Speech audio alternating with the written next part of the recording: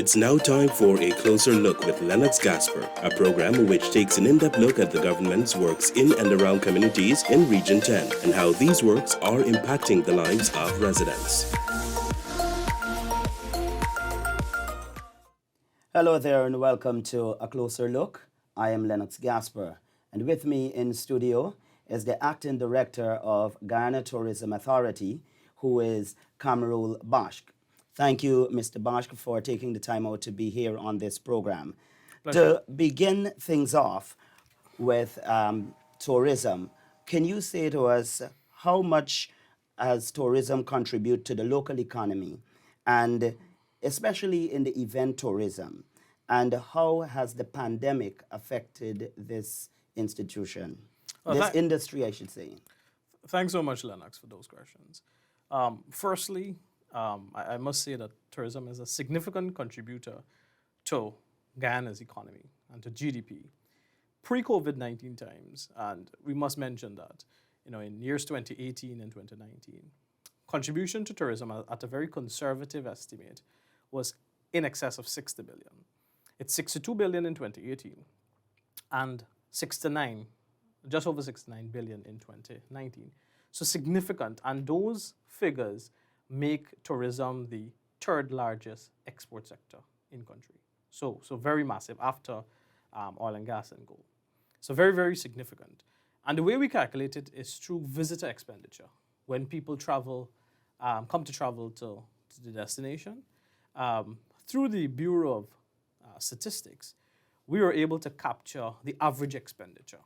And the average expenditure is about 222,000 Guyana dollars per trip or per travel, per person, right? So that roughly equates to about $1,060. So very, very significant contributions that tourism leaves in this economy. And I want everybody to understand that. Event tourism is big. Events are the heartbeat of a destination.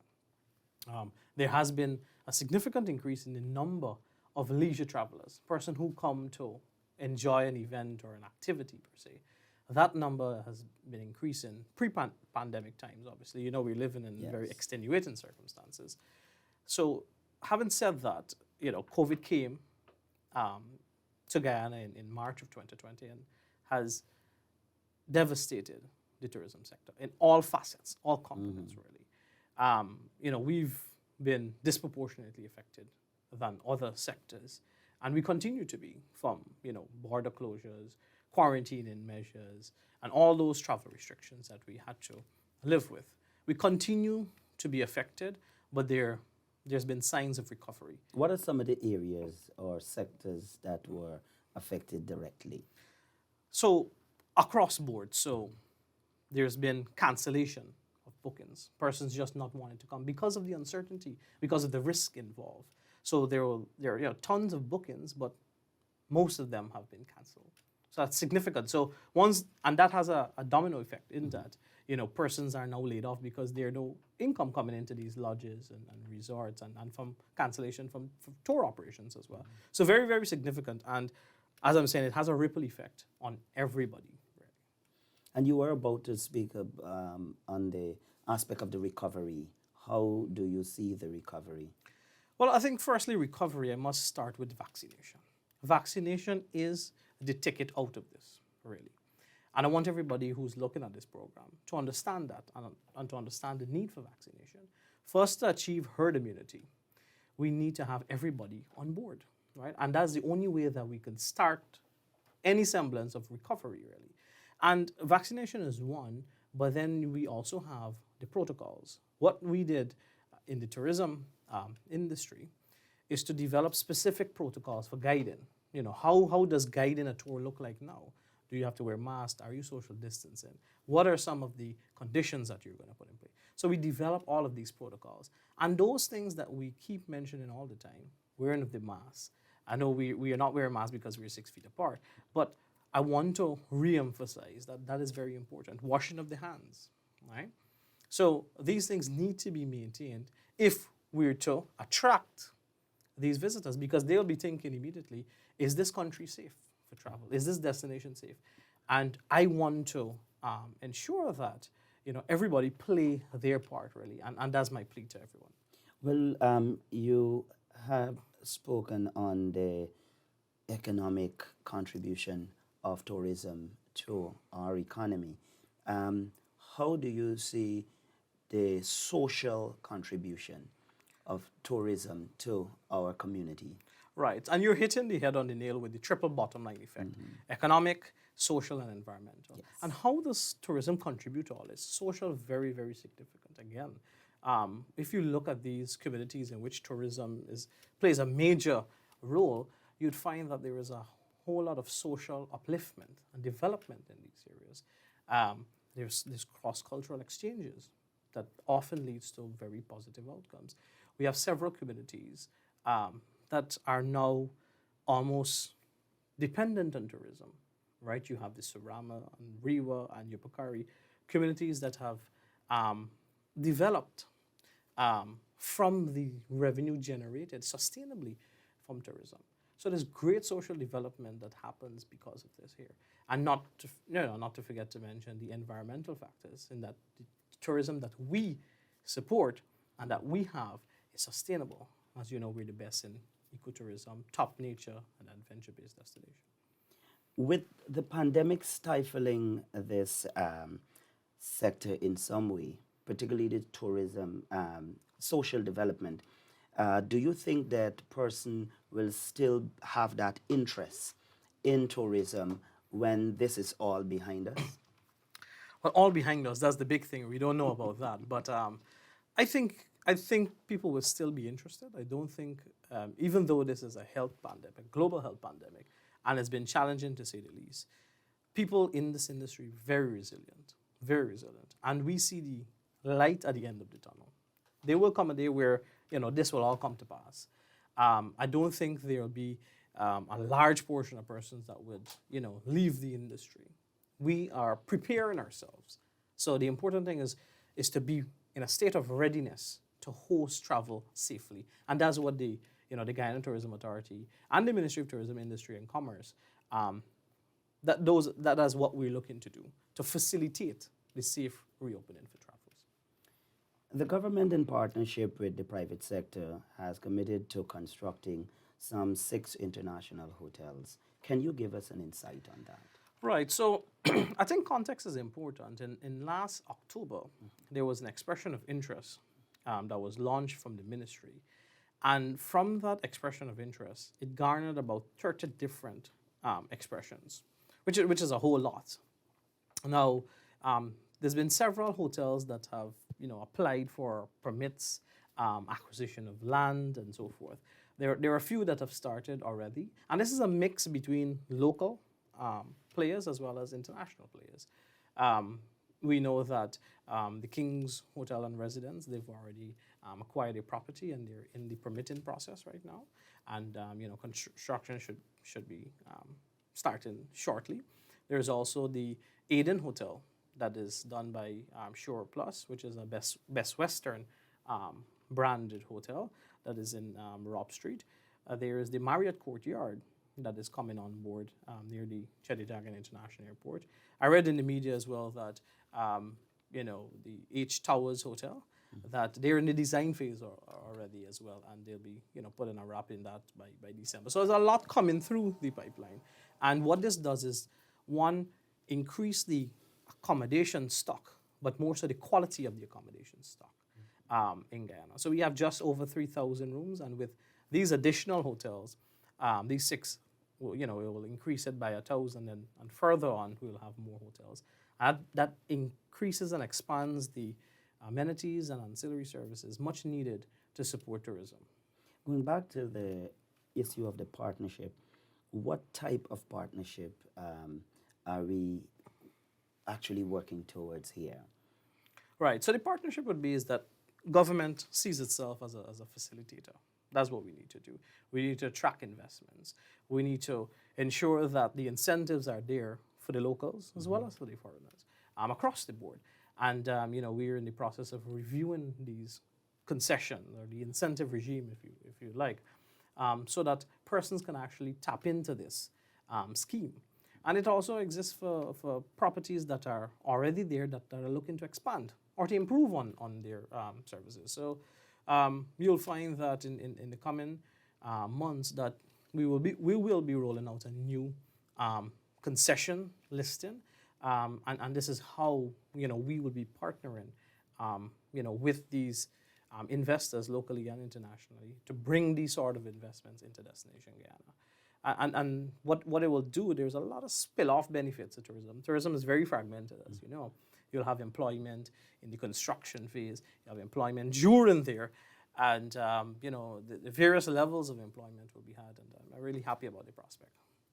I'm also happy to, listening to all that you're saying, what do you see the economic impact going to be in terms of job creation? Because obviously this would mean a massive employment within the country. Right. I think the expression of interest mentioned that there was about US $1 billion will be injected in the lodging industry alone, with thousands of jobs across the board. And this is spread across. I mean, there's a lot of concentration in Region 4, but there are others in the periphery as well. One of the other things we will be doing shortly is also launching an expression of interest for lodges and resorts. Wow. So not only hotels, all right, but to cater for those persons who would like to have that setting in an upscale lodge or resort here. And we have property available, lands available, that can be zoned to have these developments. So that is going to come on board very, very shortly. As it relates to the lodging and resorts, I know we have a few locals already that may be going through some difficulties. Is there anything in the pipeline to work with them to have them improve their service and to be ready for the influx that we expect within the industry? Absolutely. Local content is very important to us. It's very crucial for the development of the sector. So you have a number of lodges and resorts. The facilities that we offer and services include training and capacity building. So whether that is service delivery, because this is the business of hospitality, right? Services of utmost importance. We offer series of trainings inclusive of service quality. We look at hygiene and sanitation, because that is the pressing thing right now. We've been offering free hygiene and sanitation training across the board for lodges and resorts, tour operators, and so forth. And our numbers are looking very, very well this year. In fact, I believe we will more than exceed our target, which is of 1,000 persons. So far, we have 1,200 persons trained this year, and I anticipate that we'll train at least 1,500 in total. So the numbers are looking really well. Persons are accepting the types of training that we are offering. It's demand-based, that is. But apart from that, we want to also look at some of the management systems in play. So increase and improve the overall national quality infrastructure and the framework that it operates under. And that involves the local players. How do we have them raise the standards so that they can, capitalize and penetrate other markets? That's very important. And we're rolling out a series of programs. You would have noted we did a restaurant awareness session. There's a restaurant certification program. And I would have approached the Guyana National Bureau of Standards, as well as the Tourism and Hospitality Association of Guyana, to have them on board. We have the National Restaurant Week coming on board, Guyana Restaurant Week, sorry. We're coming down to that. Right, I'm ahead of myself there, yeah. Yes. But we're offering lots of trainings. We want to have trainings where people can improve their systems to become sort of ISO certified, right? Yes. So looking at quality management system, operations, and so forth. Lovely. Acting Director Camerul, the government has budgeted 185 million into the tourism sector. Can you maybe give us some insight on how this investment has been spent to improve the industry? Right. I think the 185 million, you're referring to the investment that is earmarked for the tourism and the tourism hospitality institution, which is basically institutionalizing education and educational programs for tourism stakeholders. So far, what we've been doing is to develop the curriculum, all of the curriculum that are vital and critical for improving the skill sets of various tourism stakeholders. That process should conclude by end of year, right? And once we have that, we're able to, have those curriculum within several institutions. The Hospitality Institute, which is a physical, will be a physical property, will be coming on board, right? We're in the process of finalizing the designs. We have to finalize the designs, we have the location, and then construct. But having said that, we'll also have the curriculum there so that we can roll out in the interim. Okay, and you did touch on training while you were sharing earlier, but we can dig a little bit more in depth into Absolutely. what are some of the type of training that are being offered to help improve the industry and more so persons within the industry, and what are the opportunities for international collaboration. Great. So our methodology really is to bring training curriculum in-house. We've been working with the Caribbean Tourism Organization. They have a couple of relevant programs to us, inclusive of the customer service, what we call delivering quality service. They have taxi drivers because the transportation is crucial to this whole tourism experience, right? You also have for the Adventure Travel Trade Association, which is an international body. As you know, Guyana is an adventure-centric destination, and we've brought in curriculum there so that there is what we call the Adventure Travel Guide Standard, which tour guides in Guyana follow, right? And this equips them, to become a very all-round and robust guide. So we have been collaborating, and we want to collaborate more with other international agencies to bring those curriculum in-house and train our people. So you don't have the consultants come every time, but rather build the skill set of persons who are here. So over time that they can go back and replicate that and scale it up across country. So that's what we've been pursuing, and we will continue with that model. We want to build the capacity and build local content. Very big on that. Wonderful, wonderful. So now we come to the restaurant week and the restaurant and managers, the hotel training that you would have had. How is the training progressing, and what improvement can the public expect to see? Right. So Restaurant Week is an initiative from the Tourism and Hospitality Association of Guyana. We support the initiative very much. And I think there'll be in excess of 20 restaurants that will be participating this year in mid-November. So I would have approached the organizing body, to have training programs available, because I know that there's a standard and a certification, and I want persons to pursue this certification. So what we did was this awareness session to have them be apprised of what exists. You see, the first thing we must do, Lennox, is to educate. We can't assume that they know of it. So with education, they're aware of it, and then what we need to do is to roll out a series of technical assistant programs, because pursuing standards is not the easiest thing, all right? But you have able support and networks with GTA and the Bureau of Standards to take you through this process. Our end goal really is to improve the overall standards at restaurants. So whether that is in quality management systems or food safety, advanced food safety systems, that's what we want. So that, this person here is approved by the standard that exists, really.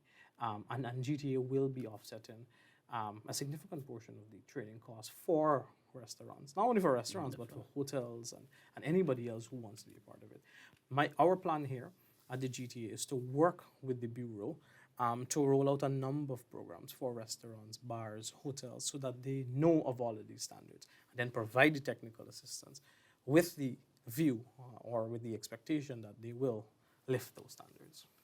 As it relates to tourism and technology, let's talk about your app and how it improves access to information as well as Guyana's local produce and products. COVID has brought on a lot of challenges, but it's also brought some opportunities. As difficult as it might sound, we're living in a digital age now, more than ever. And we're cognizant of that. So we decided that, hey, look, people are consuming more information digitally, whether that's on Facebook and social media and so forth. So, and we have all of those platforms, and I encourage everybody to look at them, check the Discover Guyana page, and see all of the content that we're putting out, as well as our Guyana Tourism Authority page. We also have our website that is up. So our digital footprint has been expanded. I want to expand it further. I want to develop a tourism app. The tourism app, Lennox, was conceptualized with the basis that when a traveler comes here, he or she, because of this whole pandemic, he or she may not be familiar with our country protocols. So we want to have all of the protocols because it varies from lodge to lodge, from operator to operator. So it'll be present in this app once you download it, both on Android devices as well as iOS Apple devices, right? So everybody will now see all of the information in a central platform. We will also put the national COVID-19 statistics and data and regulations that change every month, as you know. So you have this central repository of information. Also, the app has a tracking feature so that, a person can ping in that, I've arrived safely at a lodge. And then the operator here knows that because safety is of paramount importance. And we want to do everything and anything possible to assure the traveler who's coming here that they're safe. Is that a feature that you would find on other app, or this one is unique? 'Cause This I've never heard of this the tracking app is very unique in that we had a developer that came in specially to design this here, really. Interesting. Because it's very, very important. And you'll hear a little bit more on it on Tourism Awareness Month, which happens to be next month. Wonderful. And we'll be launching the app then. All right, now to end this section of our interview, what should persons know about the local tourism industry? What would you want persons to know? Well, the first thing is, look, there is a very vibrant local industry, right? I know persons have said it's often overlooked, but that isn't the case, really. We've put a lot of focus and emphasis on the local industry. And in fact, we are launching 7 new tourism products that are from indigenous communities, from persons who operate right here in Guyana. And you'll see all of that next month. I don't want to reveal everything right now at the interview, but yeah, it's going to be a packed and loaded Tourism Awareness Month. There's a lot for everybody to do. Just let me just share one thing. Just look out in the media. We'll be having some very special, heavily discounted tourism packages on offer for persons to travel during the month. So, just stay tuned a little bit more. We continue our discussion with Chairman of the Guyana Tourism Authority, Aubrey Shanghai Major, who will share with us his plans to roll out within the various regions, as well as some of his experience being at the helm of this industry at this time. You've been the chairman, Mr. Major, for about 3 months now. Can you tell us what was the experience like? First of all, Mr. Gasper, thank you for having me, and a good evening to all your viewers. Mr. Gasper, let me tell you from the beginning, the start of this whole thing. I was once one day driving and get a phone call from the president, and he said, "We have just appointed you chairman of the Guyana Tourism Authority." I said, "Chief, how is that?" He said, "You have no choice. You have to work." So I said, "Fine, Chief," and I take it on. It was a challenge going into it, but I reached with some beautiful people. My board is a group of people that is experienced, and I am learning from them. They will soon learn from me too in my aspect of tourism. So in all, is a wonderful experience working with the team. We have acting director Camille, that is a wonderful person, very experienced in this field, and is someone that Guyana really need and Guyana should push because very, very talented youngster. Knowing you personally, Mr. Chair, won't you say that your involvement in business and experience in dealing with managers and all of that would have prepared you for this sudden call and put on the spot? Talk to me about that. It was a shock, but I am prepared and I'm enjoying it. It was really a shock, and I'm really, really enjoying it. It's a real great experience to work along with the government and the beautiful people that surround tourism. It's wonderful. Chairman Major, I know you have great plans for all the regions within Guyana. Can you tell us about some of the plans that you have to roll out within the various sector with specific emphasis to Region 10? Yes, Gospel. One of the first thing we did when at our first board meeting, I decided to throw the plan to the board and tell them, look, um, I think what we should do is to keep a board meeting in each of the region so we could get a force and look at all the potential tourist sites and see how we could enhance it and in these different ways. And the board agreed. They said it's a good idea, and we decided to go into it immediately. Our first trip will be to Region 10 because I'm from Region 10. Not really, I'm biased, but I'm from Region 10 and I want to see, I know there's a lot of potential there and I want to see some improvement. So I think in next month, the first or the second week ending next month, or Sunday, we'll be going and keep our board meeting in Region 10. And after that, we'll meeting with the, as a matter of fact, we have formed a small committee for the Blue Lake, which is one of the most potential site in tourism in Linden. And we will get a meeting with the committee. We're going to endorse them. Then we'll meet the Linden Tourism Board, which is run right now by Devin Sears. We don't know how that would go, but we'll meet with them on the same day. We'll have like a retreat in Linden. We will spend the entire day. After we finish with it, we took out a meeting all the different bodies. We will then go to some of the potential sites, the Blue Lake. We have a guy named Brother Zach. He have a potential, he have a site there that is good. You could do fishing, you could do boardwalk, you could do a lot of stuff there. We're going to check it out, see how we could enhance it and, push some stuff into Linden. We go to Comarca Mines, different places, because what's going on right now, guys, but since I get into the position, a lot of people start calling. We have some overseas, like Dario McKenna. He also have a committee formed with this train line where you could, the locomotive, he have a committee there and he said, look, I'm happy to work with you. And he's so excited over there. He calls me so often that sometimes I don't really ignore the call, but I'll be busy and I don't want to feel I'm ignoring his call. We have Garth Nelson, as you know, you and he had got some ding-dong rambling in the past. And he's also have a beautiful interest. He have created an app. He is discussing it presently right in his Cameroon. And, we get a lot of friends overseas that is very excited to be on board and want to give help. I know we're really happy to accept and receive a self-help is there and work together with everyone. What would you want the listening public to know or maybe to do as it relates to helping the process forward? We just want everyone to support us. We'll come in to help the country and developing tourism in the country, and we just want the help. If we could cooperate and everyone could give the help and the assistance, it'd be a beautiful country, and we could move tourism at a fast rate and at the highest level in the Caribbean. Thank you, and you've been listening to A Closer Look. I've been your host, Lennox Gasper.